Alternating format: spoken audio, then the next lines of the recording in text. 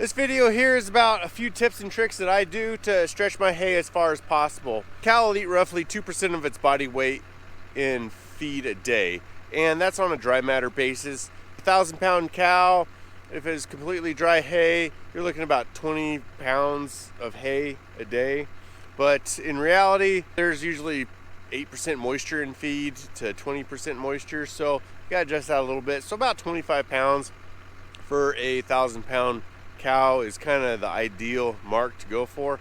I am way under that mark, and I attest a lot of that to a few tips and tricks of what I'm going to tell you guys, kind of what I do. It's a never-ending winter of covered up in snow. I know there's a lot of people out there who deal with this all the time.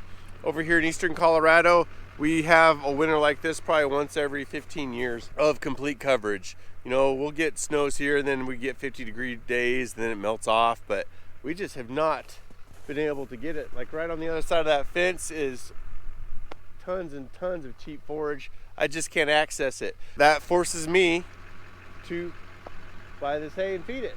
I'm fortunate, very fortunate that I can find hay and that I can actually feed it, but it is costing me an arm and a leg this year. That brings me to the first tip.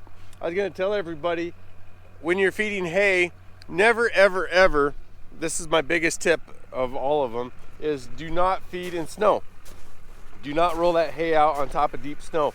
Now I know there's times when that's your only choice, your only option, but just don't do it. If you can get away with it at all, look for signs of shallow snow. If you're in a predicament and you don't have any other options, see right here, you can see how the snow's deeper here, but then you see a little bit of grass poking through.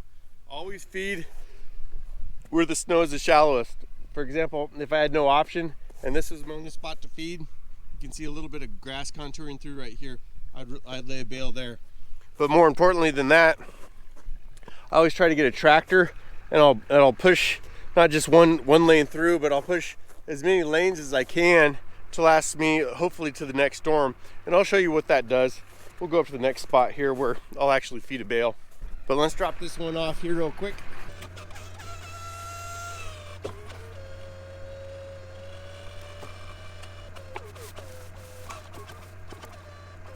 So here's another one of my tips for getting the most out of your hay, or helping your cow get the most out of your hay. And one of the other things I do, that it's same as rolling your hay out on dry ground, is just plowing places for the cows to walk. Because I mean, you just think about yourself walking on nice dry ground, right?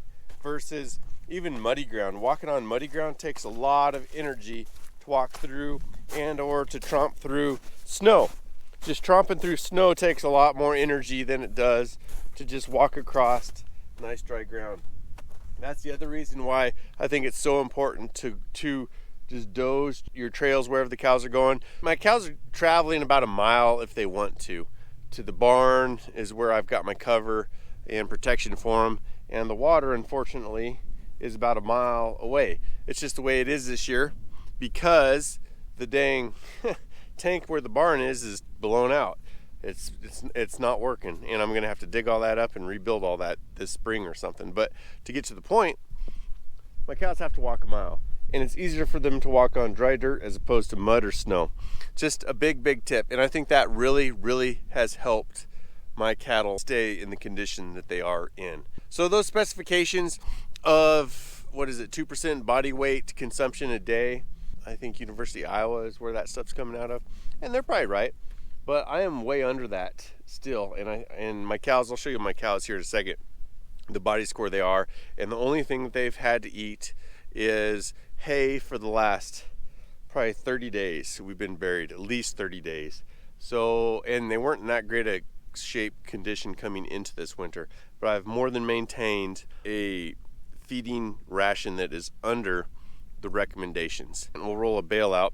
That's the other thing too, is make darn sure if you can, always plow your places, but put your hay down on dry ground, because that hay, it can set on dry ground, but as soon as it gets soaked and stomped in the mud, the probability of them eating it goes straight to the tank. But anyways, let's go check out these cows. Another tip is always give them your stale Christmas cookies. You don't like my cookies? Dude, I'd make these myself just for you. Come on, try it. I dare you. You'll like it, promise. All right, fine. Here's another quick tip for you when you're feeding cattle hay all winter is go buy a bunch of these at your Tractor Supply or your parts store. They're just the little retractable razor blade knives. Get a bag of them for like $3-4 and throw them in your car or any car you feed in. And don't count on them being there. Just have them there, because I guarantee you'll forget your knife just like I did today. Get out to your cows and not have one. So that's a little handy tip. But the other main thing I was telling you guys about, excuse me, can I come through here? Pardon me. Yeah, hi. Come on, look out. Hey. Ha. God dang cows, come on. Hey. I'll cut you. So the other thing I was telling you about, and this will happen a lot of times, is you'll probably find yourself buying some hay and it'll come back super dry.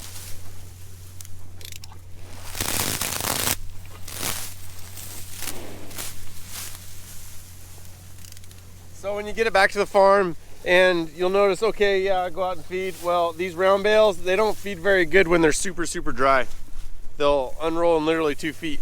And that's what these bales are. These are exceptionally dry bales. But beggars can't be choosers this year. You got to get what you get, and you got to make the most out of what you got. So that's what we're doing here. But it also helps me teach you guys another little trick on how to roll out super dry bales. So you basically, you take your net wrap off just like I did. This bale is sitting down on the ground. It's flat down on the ground. And yeah, you just do that, you cut it, and then you start pulling forward. Do not cut that string with it picked up. You'll lose half your bale. And to this bale, it will start unrolling really quickly.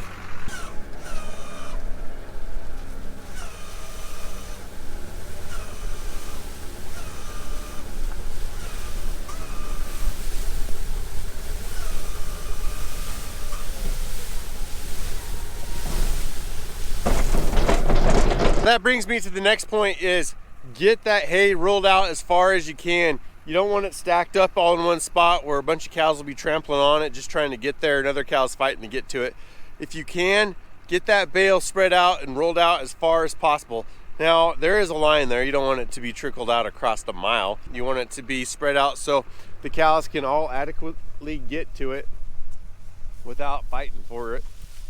And two, the other thing to look for when you're out buying hay is if you can pull some stalks out. See, this hay is pretty short. The shorter the hay, the higher usually the RFV is. You're not paying for a lot of stalk and stem, mostly just leaves. So this is some really good feed. I have not nitrate tested this stuff. It must be good because my cows are not dead. No, the people I bought this from, I'm pretty sure ran some tests on it. So this here is where I fed yesterday. I fed in this run the day before yesterday, and this one was where I fed yesterday. And as you can see, there is nothing left. They cleaned every bit of this hay up that was fed here yesterday. I mean, yeah, sure, you'll see a little bit, like there's a speck and there's a speck. But for the most part, I would say that's 100% consumed. Well, we'll say 99% consumed compared to if I would have fed it in the mud, or if I would have fed it on the snow. I bet you I would have lost 30-40% of that bale that I put out for the cows. That's something really important. I cannot stress it enough, to come out after a storm and clear out places, strips to feed on. So there's 1, 2, 3, 4, 5. I've got 6 days worth of feeding here. Unfortunately, we're gonna have snow come in 2 days and bury everything again. So I'll have to come back and do all this again. It's not that big a deal, but it's very, very important to do if you can. The other reason why it's so important to do this is it gives these cows a dry spot to bed down at night, to lay in. And that ultimately lowers the cow's need for forage, for that energy, because it's not laying on a cold snowbank. It's laying on dry ground and it can insulate itself better. So that ultimately lowers the cow's need for feed. And I think I've got 55 in this set, 7 of which have had calves. There, I know I got 7 cows out of sync with my herd, but whatever. As you can see, they're in pretty good shape for getting a 1,000-pound bale, 1,000-pound bale a day. I'd say all in all, my bigger girls, they're averaging probably 12 to 1,300 pounds. Here's an older gal. She's actually wet. She's got a calf. But even her, she's not looking too bad. Her body score is a little bit behind. I am feeding underneath the recommended forage capacity. All in all, I'm pretty impressed with how these cows are looking, considering we've gone through Arctic blasts, complete snow coverage for the last 30 days. Have cover for your cows. If you have wind protection for your cows, that'll lower your hay requirements too, just by getting them out of the wind. Because think about the wind chill factor. You know, you can have 60 below wind chill factors when it's 0 degrees out. That is a big energy suck for a cow, like having to have that much energy to maintain their body. Feeding like this kind of helps keep this hay down out of the wind. You know, so we got these little troughs right here, and if you roll your hay out here, then obviously it helps keep the wind from blowing all your hay away. So I know I haven't mentioned that much about forage quality as well as gestation goes. Is that gestation as far as that goes. But this video is just simply on how to stretch that hay that you have out and get the most value out of what you got. This is the #1 biggest tip and trick out there for feeding hay and maximizing the value of your hay that you have to the cow, and that is feeding right before nighttime. I love to feed right before nighttime, and I think that is why my body condition on these cows is so good, is because I focus and really try to feed right before dark. The reason behind that is, if you look at the cows, they'll be out here kind of meandering around picking. Cows love to just forage and pick at things.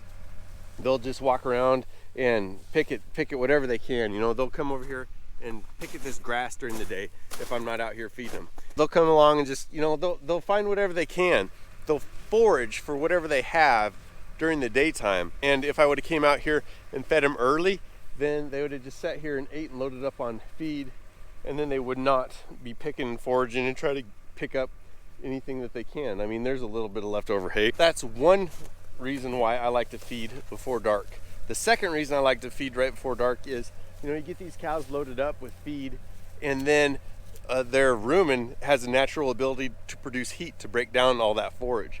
The bacteria in their gut gets fired up and gets working really hard, and that produces a lot of heat for these animals to stay warmer during the coldest part of the day, which is the nighttime.